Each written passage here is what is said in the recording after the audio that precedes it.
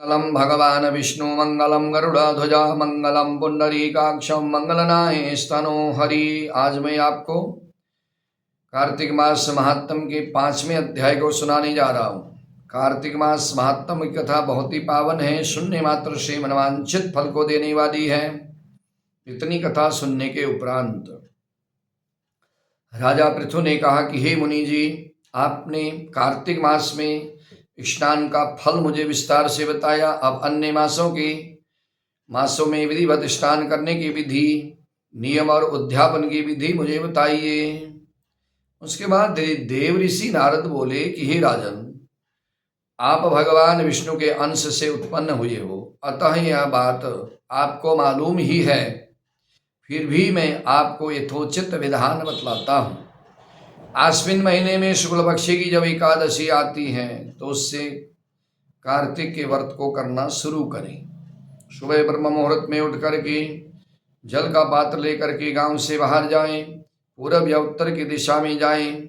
दिन में अथवा शाम को कान पर जनेऊ चढ़ाकर पृथ्वी पर घास बिछा करके सिर को कपड़े से ढक करके मुंह को भली भांति बंद करके थूक व सांस को रोक करके फिर मल त्यागे। ऐसा अगर संभव हो तो करें, नहीं तो घर पर ही करें। और इस तरह से दातून करें, नित्य प्रातः कर्म को करें, दातून करें और जीभ को साफ करें। और उसके बाद दातून अगर आप किसी वृक्ष से लेते हैं तो कहें कि हे बृहस्पति, हे वनस्पति, आयु को बढ़ाइए, कीर्ति को बढ़ाइए, बुद्धि को बढ़ाइए, विद्या प्रदान करिए। इस तरह से हाथ जोड़िए और कहिए दूध वाले वृक्ष पर 12 उंगल की दातून लेकर के जो है उससे श्रद्धा पूर्वक दातून करें। और कहते हैं व्रत या श्राद्ध के दिन दातून नहीं करना चाहिए। प्रतिपदा अमावस्या, नवमी, छठी, रविवार को चंद्र तथा सूर्य ग्रहण में दातून नहीं करें। कटीले पेड़ों, कपास, पीपल, बरगद और निर्गंध इन पेड़ों की दातून करनी चाहिए। पश्चात भली भांति स्नान करके फूलमाला, चंदन और पान इत्यादि पूजा की सामग्री सभी लेकर के भगवान शंकर के मंदिर में जाएं। भगवान शंकर के मंदिर में जा करके श्रद्धा भाव से भगवान की पूजा करें। देवी देवताओं को अर्घ्य आचमनी दे करके अलग अलग पूजा करें, प्रार्थना करें। फिर भक्ति भाव से भक्तों के साथ स्वर मिला करके हरि का कीर्तन करें, क्योंकि कार्तिक मास में जितना हम मंदिर में जाकर कीर्तन करेंगे या घर पर ही बैठकर भगवान का कीर्तन करेंगे उतना ही पुण्य के भागी बनेंगे। इस तरह से भगवान को कीर्तन करने के पश्चात माला, चंदन, तांबूल से पूजा करें, क्योंकि देव स्थानों में भगवत कीर्तन करने वाले भी साक्षात भगवान का स्वरूप होते हैं। उनको भी देव स्थान पर बैठकर कीर्तन करने वालों को माला पहनाएं, नमस्कार करें। इस तरह से कहते हैं कि सतयुग में विष्णु जी को अपनी तपस्या, योग और दान के द्वारा भगवान को लोग प्रसन्न किया करते थे, मगर कलयुग में भगवत गुणवान ही भगवान श्री हरि को प्रसन्न करने का प्रधान साधन है। नारद जी ने राजा पृथु से कहा कि राजन, मैंने एक बार भगवान से पूछा कि हे भगवान, आप सबसे अधिक कहाँ रहते हो? यह सुनकर भगवान ने कहा, नारद, मैं वैकुंठ अथवा योगियों के हृदय में ही नहीं रहता, अपितु जहाँ मेरे भक्त मेरा कीर्तन करते हैं मैं वहाँ अवश्य ही रहता हूँ।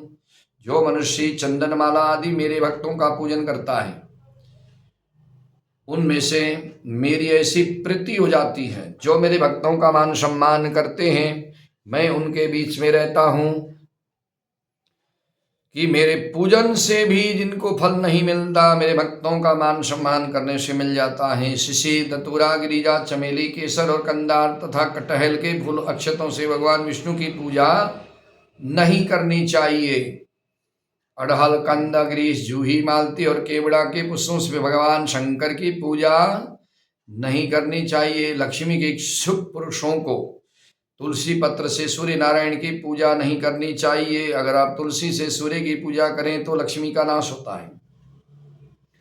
जिन देवताओं की पूजा में जो फूल निर्दिष्ट हैं, नहीं चढ़ाने हैं, वर्जित हैं, उन्हीं से उनका पूजन नहीं करना चाहिए। जो वर्जित हैं उनसे ना करें, जो भगवान को चढ़ाने के योग्य हैं उन्हीं से पूजन करें। पूजन समाप्त होने के पश्चात भगवान से क्षमा प्रार्थना करें कि मेरी पूजा में कोई भूल हुई हो तो मुझे क्षमा करें। हे सुरेश्वर, हे देव, हे नारायण, मेरे पास न मंत्र है, न क्रिया है, न भक्ति है। मंत्रहीनम क्रियाहीनम भक्तिहीनम सुरेश्वर, यत्पूजितं मया देवा परिपूर्णं तदस्तु मे कि प्रभु।